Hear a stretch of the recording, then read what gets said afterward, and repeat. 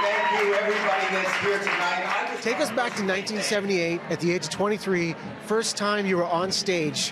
What do you remember about that? Because this festival is a big deal for some up-and-comers. I remember everything. That moment is what I try to recapture every moment I have anything to do with comedy. You know, I got up at Yuck Yucks in Toronto on a dare, and the dare was just to show up and say I'm a stand-up comic. I wasn't. And if you look at the old videos of me, you could tell that I wasn't. And I remember getting up and then realizing, thinking the joke was over, and then looking out into the audience and seeing people waiting for me to do something. And then the fear clicked in, and I started going, okay. And they started laughing, and I go, what do you laugh? What? And that became my act, and I didn't know what to do, and I had a rubber glove in my pocket because I'm a germaphobe, and that was before I was as medicated as I am now, and I pulled the glove over my head, and I started breathing, and the fingers were going up, and apparently I had an act, and all that nothingness bought me my first house. That is creative genius at work.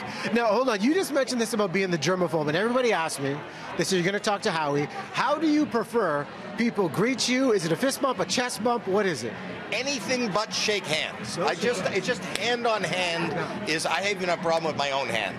But I'm just saying it's just hand on hand. I could do everything else. I could hug. I could fist bump. I have 3 children.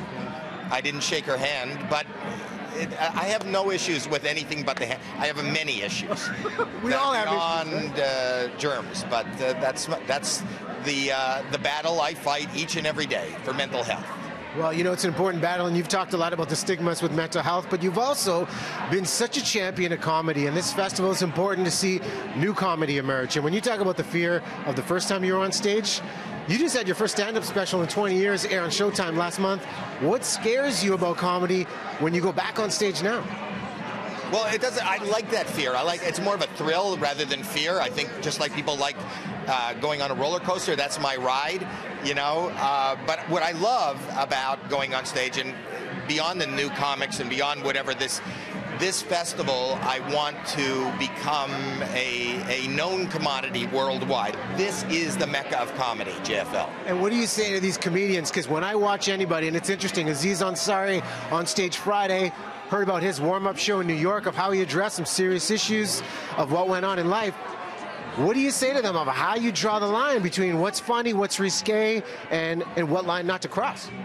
Well, I don't think there is a line to be drawn as much as, you know, humanity has to draw a line in as far as what is, you know, correct. There used to be, when I got into comedy, and my hero was Richard Pryor, and there used to be a place where in comedy, that's where you learn what the line is. But Aziz, you mentioned, you know, I read about his warm-up show.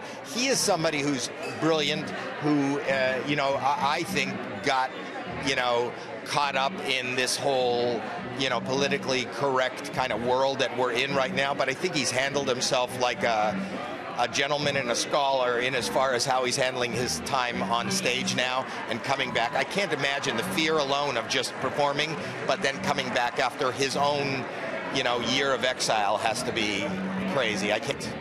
Well, it's going to be awesome to see you back on stage. I guess final question. It's an important night, being Valentine's Day. I told my wife, we had a baby 11 weeks ago, I said, I got to work tonight. Howie Mandel's in town.